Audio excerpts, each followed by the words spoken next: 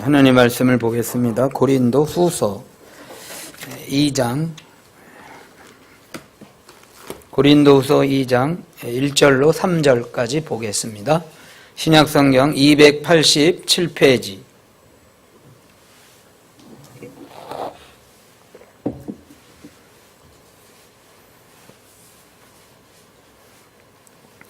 제가 봉독하겠습니다. 고린도 후서 2장 1절로 3절. 내가 다시 근심으로 너희에게 나가지 않기로 스스로 결단하였노니 내가 너희를 근심하게 하면 나의 근심하게 한 자밖에 나를 기쁘게 하는 자가 누구냐. 내가 이같이 쓴 것은 내가 갈 때에 마땅히 나를 기쁘게 할 자로부터 도리어 근심을 얻을까 염려하며 또 너희 무리를 대하여 나의 기쁨이 너희 무리의 기쁨인 줄 확신함이로라. 아멘. 저희 장모님이 강원도에서 혼자 사시는데요. 올해가 아마 78세신 걸로 아는데, 이제 그 강원도의 시골 거기서 사실 때 눈이 오잖아요. 그러면 이제 시골은 이 설경이 너무 멋있잖아요. 근데 그 설경을 혼자 보기가 아까운데 이것을 핸드폰으로 찍어가지고 발송을 해주고 싶은데 그걸 못 하시는 거예요. 그래서 제가 언제 한번 갔어요. 그래서 어머님, 요거는 이렇게 찍고 그 다음에 이렇게 들어가서 메시지를 이렇게 해가지고 이렇게 보내면 됩니다. 근데 한참 배워도 잘 안 되시더라고. 그래서 그냥 그러면 전화로다가 지금 멋있다 이렇게 그냥 중계방송 하십시오 그랬어요. 우리에게는 굉장히 그 핸드폰 조작이 뭐 그 정도는 아무것도 아니잖아요, 어떻게 보면. 근데 어르신들에게는 그게 어려운 거예요. 그 카카오톡 그것도 이렇게 하시다가 좀 또 어떤 때 보면 끊어지기도 하고, 그럼 또 다른 거 잘못 누르고 막 이렇게 해가지고 혼선을 빚기도 하고. 그래도 조금 많이 이제 메시지 정도는 이렇게 보시고 그러시더라고요. 그래서 많이 좋아지셨는데, 제 생각엔 좀 더 열심히 배우시면 머지않아 그 설경을 보내야 되지 않을까 이 기대를 해봅니다. 이 성경을 제가 어떻게 해서든지 여러분들에게 잘 쉽게 설명을 해드리려고 애를 쓰는데 여러분들은 여전히 저는 이거 못 보내겠어요 이러시는 것 같아요. 그래서 오늘도 참 고민이 많았는데 이것을 어떻게 우리가 서로 저와 여러분들이 공감할까 애를 써봤습니다.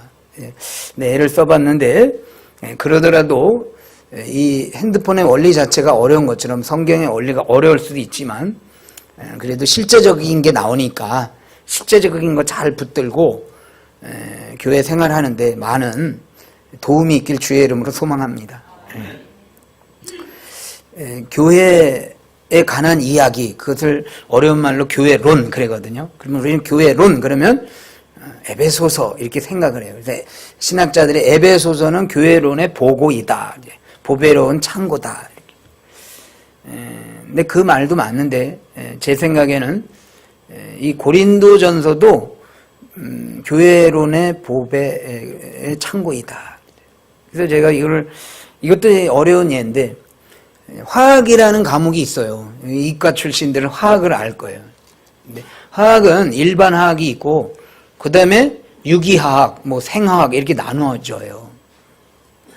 이거 봐요. 벌써 이제 내가 모르는 얘기 하고 계시네. 뭐 그런 게 있다고 그래요. 저도 잘은 몰라요. 그냥 주워 들은 이야기니까. 근데 일반 화학이 에베소서라면 이 유기화학과 생화학은 고린도전서다. 그만큼 우리 삶의 실제적인 교회론이 고린도전서라.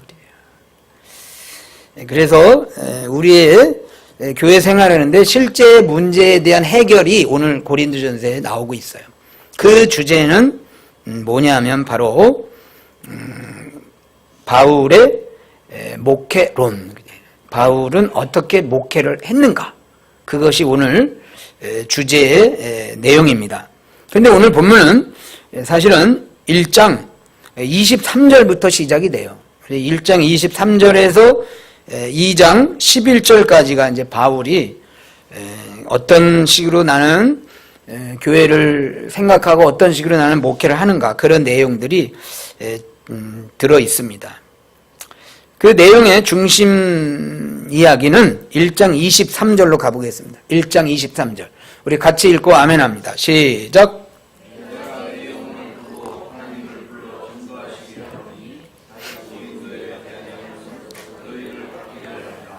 아멘. 바울이 고린도 교회를 방문한다고 고린도 성도들에게 이야기를 했어요. 내가 간다. 근데 간다고 약속해놓고는 안 온 거예요. 그러니까 고린도 교회에서는 바울이 말이야 좋은 사람인 줄 알았어. 괜찮은 목회자인 줄 알았는데 거짓말만 하네. 뭐 이제 이런 식으로다가 이제 부정적 반응이 나왔겠죠.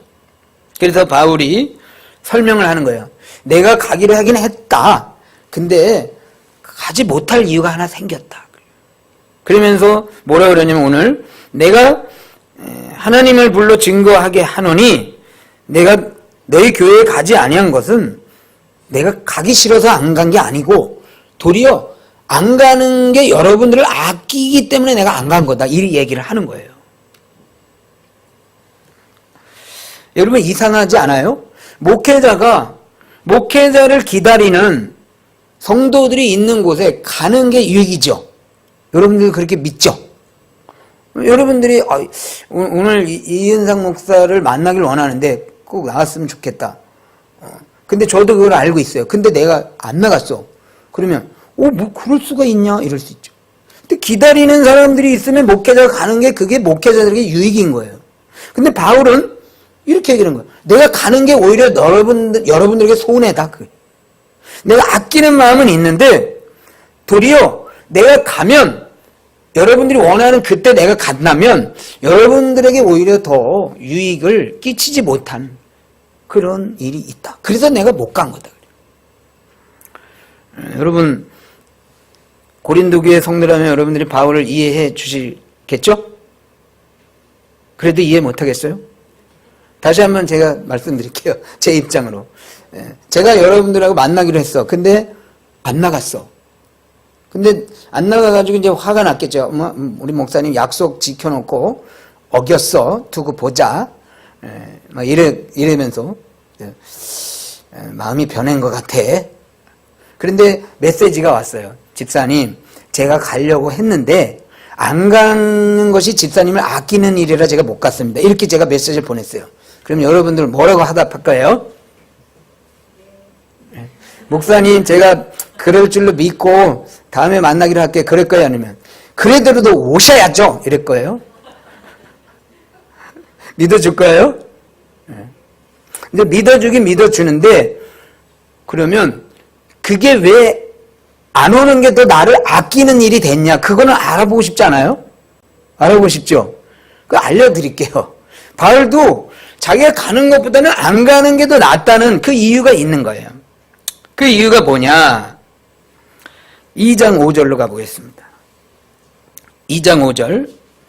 근심하게 한 자가 있었을지라도 나를 근심하게 한 것이 아니요 어느 정도 너희 무리를 근심하게 한 것이니 어느 정도라 하면 내가 너무 심하게 하지 아니하려 함이라. 이러한 사람이 많은 사람에게서 벌받은 것이 조카도다. 아멘. 여기 보면 근심하게 한 자, 어떤 사람이 등장하고 있는데 이 사람이 어떤 사람이냐 하면 오늘 5절 6절을 보면 고린도 교회에 어떤 사람이 있었는데 이 사람이 고린도 교회 성도들에게 근심을 끼친 사람이 있었어요. 그런데 이 사람이 6절에 보면 많은 사람에게서 벌 받은 것이 조카도다 그랬어요. 그러니까는 이 가령 A라는 고린도 교회 어떤 성도가 고린도 교회 전 성도들에게 근심을 끼치게 한 행동을 했는데 이 사람은 벌받아 마땅하다. 그래서 이 벌받아 마땅한 거 보니까 이 사람이 보통 사람이 아니고 뭔가 큰 죄를 지은 거죠. 그렇잖아요. 여러분 우리 성도 중에 누가 큰 죄에 빠지고 그 큰 죄를 지고 있으면 우리 마음이 근심이 되잖아요. 그리고 아유 저 사람은 벌을 받아야 돼. 저 보통 죄가 아니야 저건. 이런 마음을 갖잖아요. 근데 고린도에 그런 사람이 있었던 거예요. 그러면 이 사람이 교회 공동체를 근심시킨 이 사람이 과연 도대체 누구이며 무슨 죄를 졌을까? 그 해답을 학자들은 고린도전서 5장을 얘기합니다. 가볼게요. 이 사람이 도대체 무슨 죄를 진 사람이에요? 고린도전서 5장 1절 2절.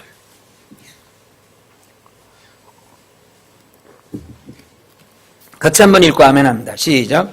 너희 중에 심지어 음행이 있다함을 들으니 이런 음행은 이방인 중에라도 없는 것이라. 누가 그 아비의 아내를 취하였다 하는도다. 그리하고도 너희가 오히려 교만하여져서 어찌하여 통난히 여기지 아니하고 그 일 행한 자를 너희 중에서 물리치지 아니하였느냐. 아멘. 어떤 사람이에요? 예, 근친상간 음행에 빠진 사람이 고린도 교회에 있었어요.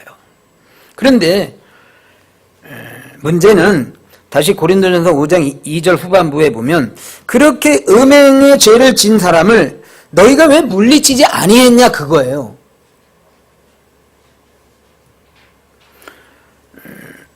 아마도 주석학자들은 이 음행의 장본인이 그래도 고린도 교회 안에서는 상당히 중요한 위치를 차지하고 있고, 그리고 그 위치에 있기 때문에 그를 추종하는 사람들도 꽤나 있을 것이다, 이렇게 해석을 해요.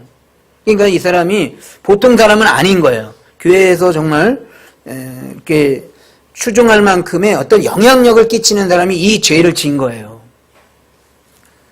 그래서 이제 고린도 교회에서는 이제 이 사람이 죄를 졌으니까 큰 죄를 진 거잖아요. 그러니까 교회 안에서는 이 사람을 치리해야 되는 거예요. 근데 치리해야 됩니다 이랬는데 그를 추종하는 사람들이 이분은 어느 정도 회개한 것 같으니까 그냥 내버려 둡시다. 아니에요 장로님, 치리해야 됩니다. 그냥 내버려 두는 것도 괜찮을 거예요. 이 내부에 분쟁이 일어난 거예요. 그런데 그때가 언제냐면 바로 바울이 고린도 교회를 방문하려고 할 때 그 내부 사정이 교회에 있었던 거예요. 그러면 그런 내부 사정이 있을 때 바울이 갔어, 약속대로. 그러면 어떻게 하겠어요? 고린도 교회가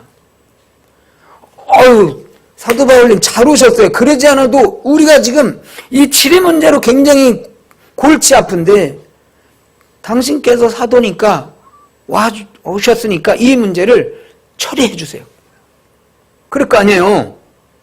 그 교회의 일부 지도자보다도 더 높고 사도 직분을 감당하고 있는 바울이 왔으니까 바울에게 이 문제를 넘기겠죠. 해결해 달라고. 그럼 바울이 어떻게 나가겠어요? 바울의 성격상 또는 바울이 그 문제에 대한 어떤 신학상 여러 가지에 미루어 봤을 때는 바울은 치리를 합니다. 왜냐하면 그럼 분명히 성경적으로 엄청난 죄를, 근친상간의 죄를 졌으니까 두말할 것 없이 내쫓아야 됩니다. 또는 어떤 그 징계를 내리겠죠. 그런데 바울이 그렇게 이제 강행을 해가지고 치리를 내려버렸어요. 그러면 끝날까요? 끝나지 않아요. 왜냐하면 그 사람을 지지하는 파가 또 있는 거예요. 아무리 바울이라 그래도. 그러니까 또 오히려 그 일로 인해서 바울이 와가지고 불난 집에 마치 부채질을 하는 격이 되겠다라고 바울이 생각한 거예요. 그래서 차라리 내가 안 가고 교회 내에서 잘 아름답게 해결되기를 믿고 오히려 자기가 바울이 더디 가려는 마음을 가진 거예요. 그 문제에 해결자로 나서기보다는 차라리 뒤로 빠져서 자연스럽게 그것이 해결되고, 그래서 그 교회가 서로 상처가 없이 원만하게 해결되기를 바랐던 거죠. 그 원만한 해결을 위해서 내가 가는 것보다는 안 가는 게 유익하고, 그래서 내가 안 가는 거는 가기 싫어서 안 가는 게 오히려 여러분들을 아끼는 마음으로 안 가게 된 거예요.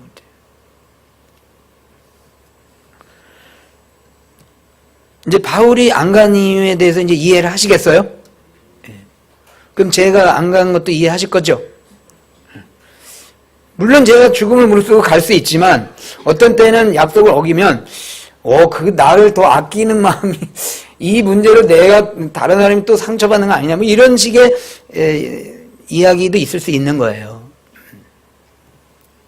그래서 오늘 이 바울의 이 행동을 통해서 배워야 될 바울의 목회관이 뭐냐, 그것을 아주 정확하게 표현하고 있는 단어들이 나오는데요. 2장 다시 고린도후서 2장 7절 10절까지 보겠습니다. 그러면 바울이 안 가게 된 그 근본적인 바울의 목회관에 뭐라 그럴까요? 근저에 있는 철학 사상은 뭐냐 이거예요. 목회 사상은.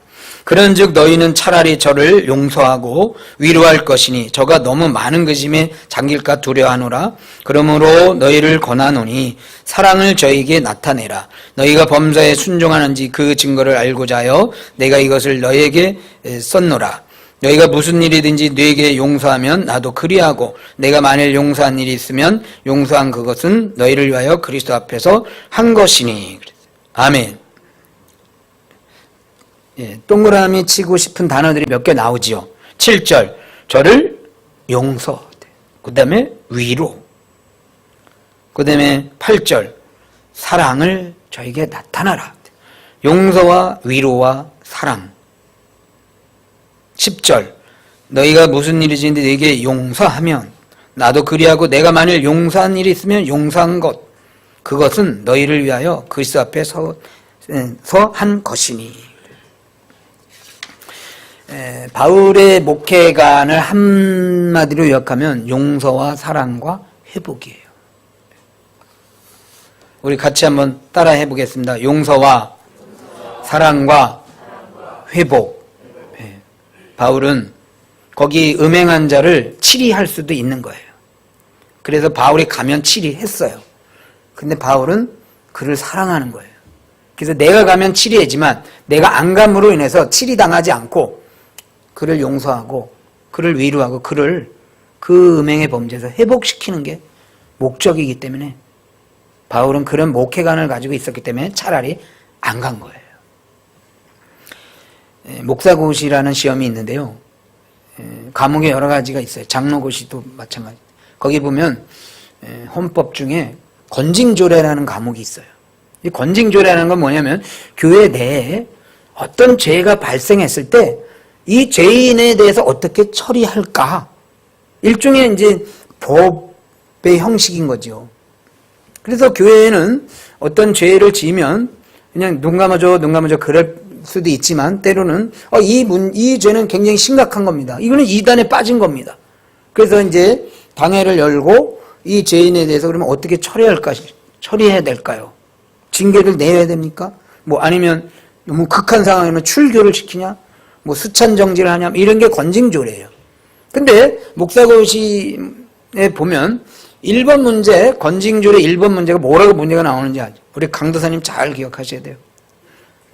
대부분 이 문제를 납니다. 건징의 목적은 무엇인가요? 쓰십시오. 건징조례는 교회 내 죄인을 어떻게 치리하느냐가 건징조례의 과목인데 그럼 건징의 목적은 뭐냐? 그러면 잘 모르는 사람은 치리입니다 이렇게 써요. 그럼 틀려요. 건징의 목적은 무엇입니까? 뭐라고 써야 되면 회복입니다 이렇게 써야 잘 맞는 거예요.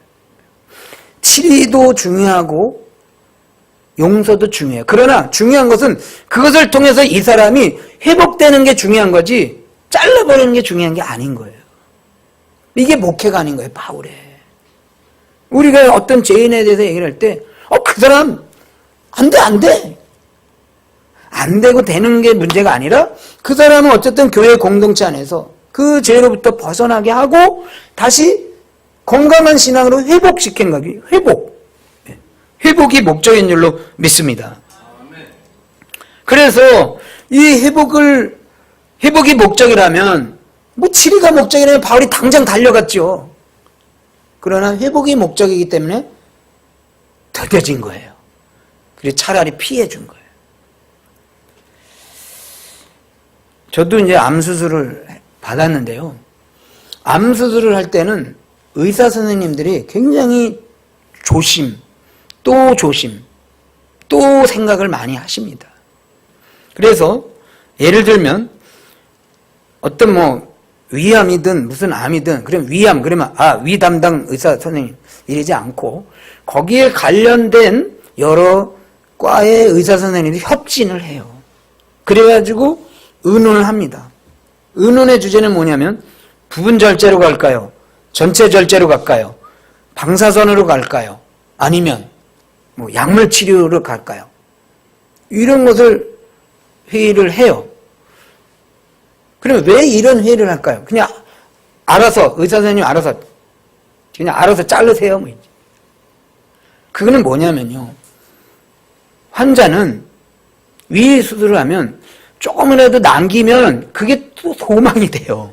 완전 절제다 그러면 나 완전 이러는데 근데 3분의 1만 잘랐는데 그러면 다행이야.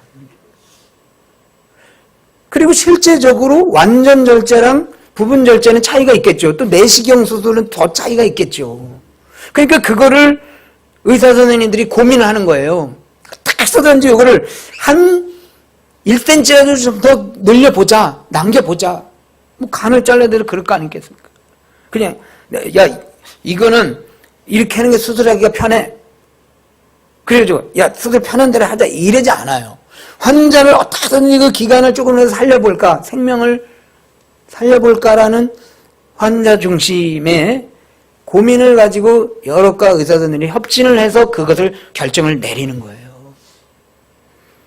생명이라는 건 그런 겁니다.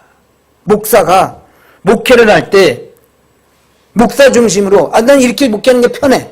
그 여러분들 따라오세요 이렇게. 이게 아니라 목사는 항상 성도 중심의 목회를 해야 되는 거예요. 근데 문제는 뭐냐면 성도 중심으로 하다 보니까 바울처럼 더뎌지는 일이 많은 거예요. 저도 여러분들에게 욕을 많이 먹는 줄로 알아요. 왜냐면 귀가 간지러우니까. 그럼 이제 이러지. 목사님, 그 일을 그냥 빨리 해결하고 그냥 목사님이 밀어붙이시든지 뭐 그걸 결정하시고 그래야 되는데 목사님 말도 잘 안 하시고 또 어떤 때는 이렇게 해라 그랬다 또 그 다음날은 그거 아닌 것 같은데 이렇게 하세요 또 바뀌어. 해답이 없어. 그래서 이은상 목사는 줏대가 없구나. 또는 뭐 심지가 경과하지 못하구나. 뭔가 이렇게 흔들리는구나. 뭐 이런 얘기를 뒤에서 하실 수도 있어요. 그런데 제가 저를 변호해서 죄송한데 일이 더뎌지잖아요. 그럼 제가 굉장한 고민이 있다 생각하는 거예요. 이 고민이 하루에도 12번씩 되다 보니까 어떤 때는 결정을 내렸는데 그 다음날 전도사님 그거 아닌 것 같은데 바꿔봅시다. 이런 이야기가 나오는 거예요. 그래서 제 변호이긴 하지만 좀 이해를 많이 해주셨으면 좋겠다. 그리고 교회라는 것은 그렇게 서로 부분 절제냐 완전 절제라는 걸 놓고 고민하듯이 우리 한 지체 한 지체가 한 지체라도 더 살려보자. 그가 비록 타락하고 그가 비록 이렇게 음란의 죄를 짓고 있을지라도 그냥 잘라버려. 이게 아니라 그 사람을 어떻게 잘 해서 살려서 그 죄에 빠진 지체가 다시 살아나서 생생해져서 그리스도의 생명으로 회복돼서 더 큰 하나님의 백성으로 살아가는 게 우리의 목적이 되어야 되는 줄로 믿습니다.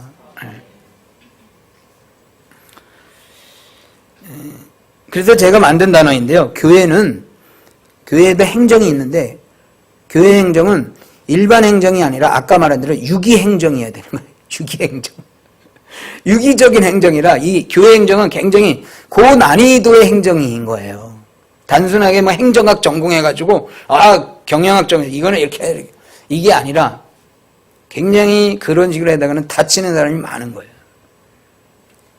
그래서 우리 동락교회가 사도 바울의 목회관처럼 한 사람이라도 떨어져 나가지 아니하고 한 사람이라도 상처받지 아니하고 위로와 사랑과 또 서로 보듬어주는 그런 은혜의 교회가 되길 축복합니다.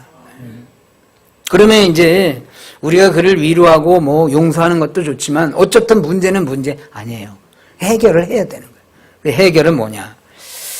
마지막으로 11절로 가보겠습니다. 11절. 2장 고린도후서 2장 11절 같이 읽고 아멘 합니다. 시작.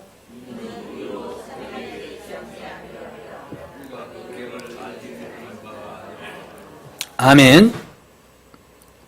교회 안에 죄인의 문제가 발생했을 때 가장 좋은 방법은 그 사람 스스로 회개하는 게 제일 좋아요. 본인이 공동체 앞에서 내가 큰 죄를 졌습니다. 다시는 이 죄를 범치 않기로 성삼위 하나님 앞에서 제가 약속을 드립니다. 이렇게 공개적으로, 이제 큰 죄 같은 거는 공개적으로 해야 되니까 공개적으로 용서를 구하고 회개하고 새 삶을 사람이 그냥 아주 깨끗하게 끝나요. 그걸 가지고 또 뭐라 그러면 또 문제가 되는 거죠. 그럴 사람은 없는 줄로 알아요. 그런데 그게 또 쉽지가 않은 거예요. 그래서 오늘 11절의 내용은 뭐냐면 이 문제의 근원이 어디로부터 시작된가를 우리가 알아야 되는 거예요. 그것은 뭐냐면 바로 오늘 본문에 명확하게 뭐냐면 사단에게 속지 않게 하려 함이라. 사실은 그 사람이 죄에 빠진 것도 어쨌든 잘못하긴 했지만 사단의 유혹에 넘어간 거예요. 그런데 두 번째로는 그 사람을 놓고 어떻게 하느냐 해가지고 서로 분쟁이 생기고 다투는 거. 이 다툼도 사단의 역사인 거예요. 그래서 사단의 고도 전략 중에 하나는 뭐냐면 같은 편끼리 싸움을 붙이는 거예요. 뭐 이거보다 더 좋은 게 어디 있어요? 그죠? 자기들끼리 싸우다가 자기들끼리 죽이고. 그래서 사단은 늘 교인들끼리 서로 분쟁하게 하고 당짓게 하고 서로 싸우게 만드는 게 이게 전략인 거예요. 그래서 우리가 어떤 문제를 놓고 이야기를 할 때 이 문제에 대해서 사단이 들어오지 않도록 우리가 항상 경계해야 되는 거예요. 문제를 처리할 때 야 혹시 이 문제 가지고 마귀가 들어올 수 있으니까 우리 잘 이 문제를 처리하자. 사단의 영은 성경을 보면 미혹의 영이라 그랬어요. 우리 따라하겠습니다. 미혹의 영. 그래서 사단이 사람을 막 잘못된 사단을 꼬드겨서 어디로 데려가냐면 이단으로 데려가요. 그렇죠? 그래서 우리는 이 미혹의 영에 넘어가지 않도록 항상 기도하며 경계해야 돼요. 믿습니까? 그 다음에 두 번째는 성경은 사단을 뭐라 하면 다툼의 영이다 그래요. 따라합시다. 다툼의 영.